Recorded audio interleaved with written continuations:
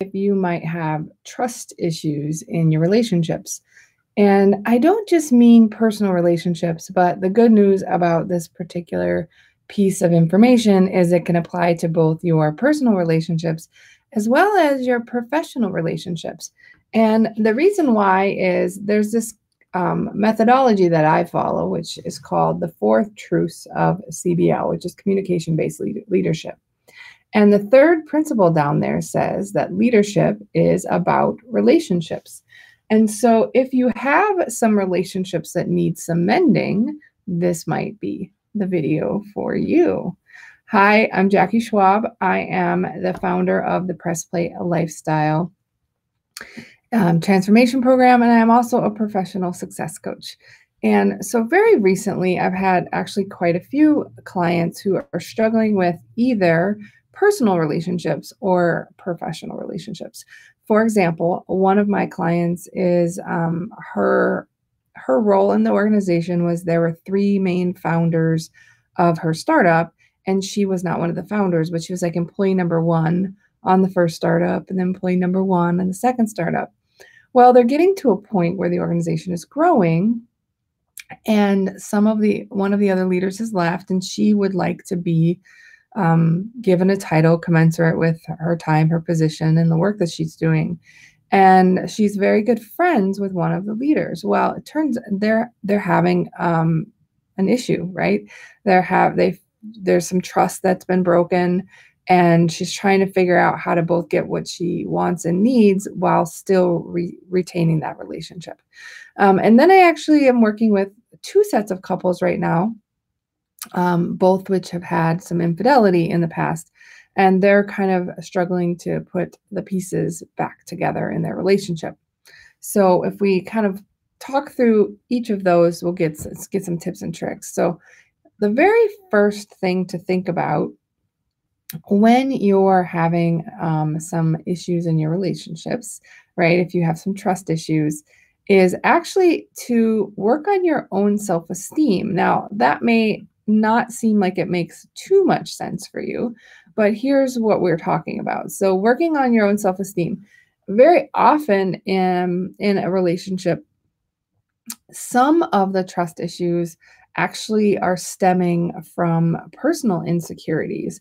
So if you recently lost a lot of weight and you're not really sure how you're feeling about that, if you recently had some kind of body image thing where someone said something to you that wasn't very nice, if you felt like your self-worth was being rejected, like our first client who's feeling like because they don't think that she's worthy of that one position or title, she's really taken sort of a hint to her self-esteem. So very often, one of the first things you can consider if there's this trust shakeup in the relationship is looking first at yourself before looking at the other person. You know, what can you do to feel more confident? What can you do to feel potentially more attractive if that's the situation? What can you do to feel more secure in your personal body and what you think is important? So the first thing to consider is looking at your own personal self-esteem. Now, the next thing that you can consider when you're trying to sort of resolve a conflict in a relationship, either at work or at home, is reflect a little bit on your own past. So in terms of in a business relationship, I'm probably a good example. One of the first few jobs I had, I only had for about 18 months. And then I would go to another job and I'd have that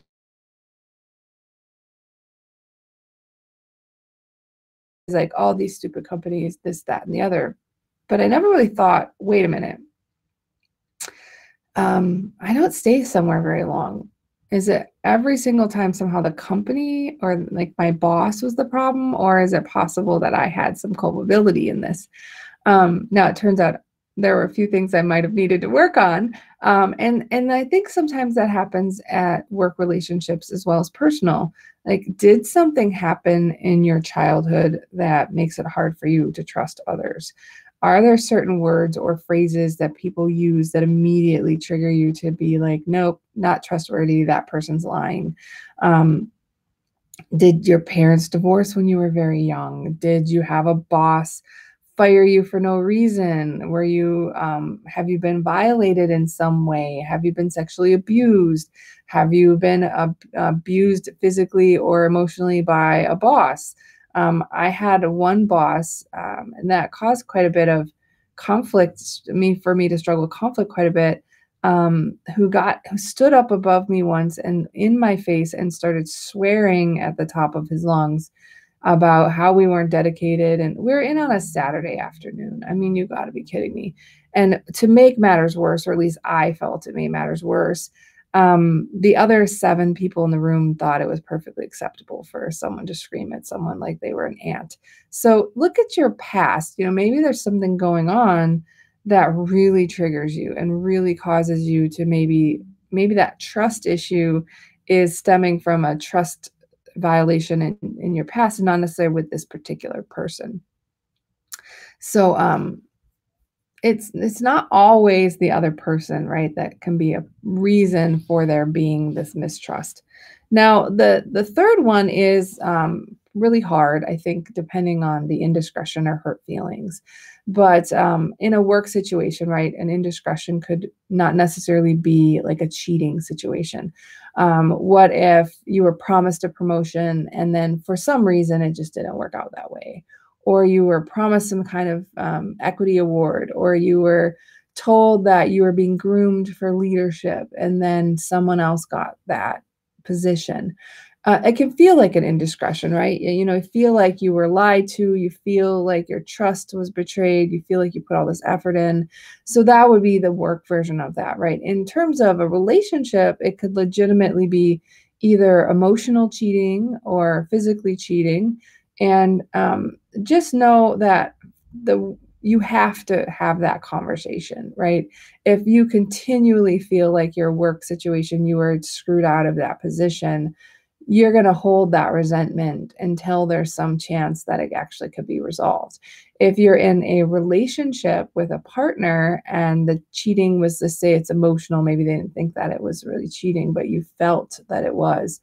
If you don't have a conversation about what happened and how you feel, you just kind of get this resentment that boils and bubbles for the time that you're in that relationship.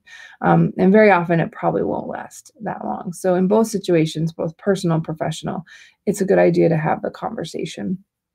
Now, the fourth thing that you can do in building trust in a relationship that you're struggling with is to sometimes you just need a sign of recommitment. You'll see this when people do their vows again, right? So they'll go out and they'll do a repeat of their vows. That often happens when people have been married 20 years or 30 years or 40 years because it's been such a long time and they just want to recommit to one another and show their love.